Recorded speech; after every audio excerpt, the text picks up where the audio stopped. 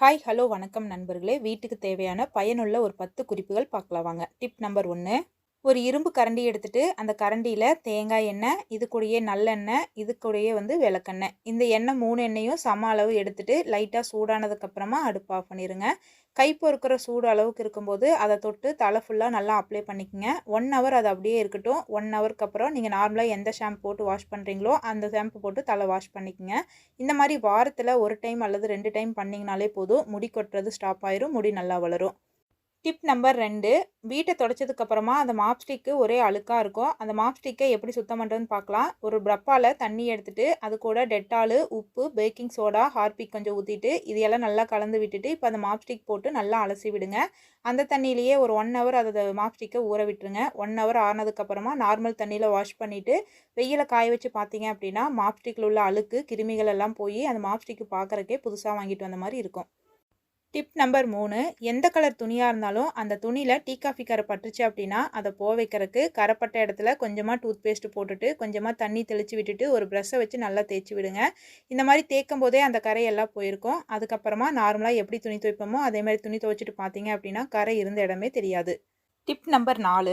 வீட்டில் குழந்தைகளோட பனியன் ஏதாவது வேஸ்ட்டாக இருந்துச்சுன்னா எடுத்துக்கங்க. எடுத்துகிட்டு அந்த பனியனை அப்படியே திருப்பி எடுத்துக்கங்க. திருப்பி எடுத்துகிட்டு அந்த பனியனோட காலர் பகுதியை சுருட்டி எடுத்துக்கங்க. சுருட்டி எடுத்துகிட்டு அந்த இடத்துல ஒரு லப்பர் பேண்ட் போட்டு விட்டுக்குங்க.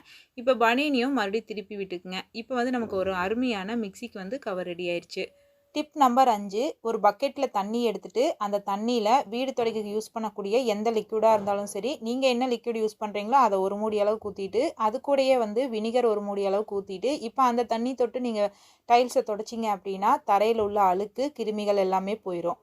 Tip number 6. ஒரு சிலருக்கெல்லாம் முள்ளங்கி சாம்பார் வீட்டில் செஞ்சால் அவங்களுக்கு பிடிக்கவே பிடிக்காது. எதனாலன்னு பார்த்தீங்கன்னா அந்த முள்ளங்கியோட ஸ்மெல் ஒரு சிலருக்கெல்லாம் பிடிக்காது.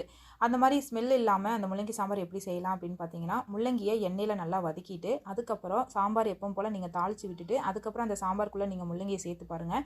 முள்ளங்கியோட ஸ்மெல்லு ஒரு துளி கூட இருக்காது. குழம்பும் பார்த்தீங்கன்னா நல்லா டேஸ்ட்டாக இருக்கும். Tip number 7. அரிசி கழுவுனதுக்கப்புறமா இந்த தண்ணி கீழே ஊற்றாமல் அதை ஒரு பாத்திரத்தில் எடுத்துக்கங்க. அது கூட சோடா உப்பு கொஞ்சமாக விம்ஜெல் ஊற்றிட்டு இது எல்லாம் நல்லா கலந்து எடுத்துக்கங்க.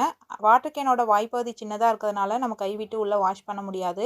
இந்த தண்ணியை அந்த வாட்டர் கேனில் ஊற்றிட்டு நல்லா அந்த வாட்டர் கேனை குலுக்கி எடுத்துக்கங்க. அதுக்கப்புறம் அந்த தண்ணியை கீழே ஊற்றிட்டு இது நார்மலான தண்ணியில் வாஷ் பண்ணி எடுத்துக்கங்க. இந்த மாதிரி பண்ணிங்க அப்படின்னா அதில் உள்ள அழுக்கு துர்நாற்றம் எல்லாமே போயிடும். Tip number 8. நம்ம காதில் போட்டுக்கக்கூடிய தோடோட திருகாணி அடிக்கடி லூஸ் ஆகிட்டே இருக்குது அப்படின்னா அந்த தோடும் பார்த்திங்கன்னா சீக்கிரம் தொலைஞ்சு போயிடும். அந்த மாதிரியெல்லாம் ஆகாமல் இருக்கிறதுக்கு வீட்டில் பூண்டு இருந்துச்சுன்னா எடுத்துக்கங்க. அந்த பூண்டோட தோலை உரிச்சிட்டு இப்போ அந்த திருகாணியை அந்த பூண்டில் நல்லா குத்தி எடுங்க.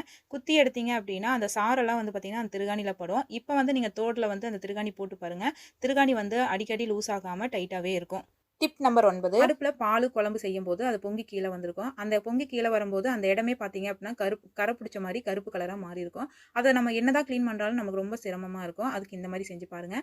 எங்கெல்லாம் கறி பிடிச்சிருக்கோ அந்த இடத்துல எல்லாம் சோடா உப்பு போட்டு விட்டுருங்க. போட்டு விட்டுட்டு ஒரு அரை எலுமிச்சம்பழத்தை ஃபுல்லாக புழிஞ்சு விட்டுட்டு அந்த தோலாலேயே ஃபுல்லாக தேய்ச்சி விடுங்க. இது நல்லா தேய்ச்சி விட்டதுக்கப்புறமா ஒரு 5 நிமிஷம் அதை அப்படியே விட்டுருங்க. 5 நிமிஷத்துக்கு அப்புறம் ஒரு இரும்பு நாரை வச்சு லைட்டாக தேய்க்கும் போதே அந்த கறி பிடிச்சதெல்லாம் போய் எண்ணெய் பிசுக்கும் போய் அடுப்பே பார்க்குறக்கு நல்லா பளபளன்னு தெரியும்.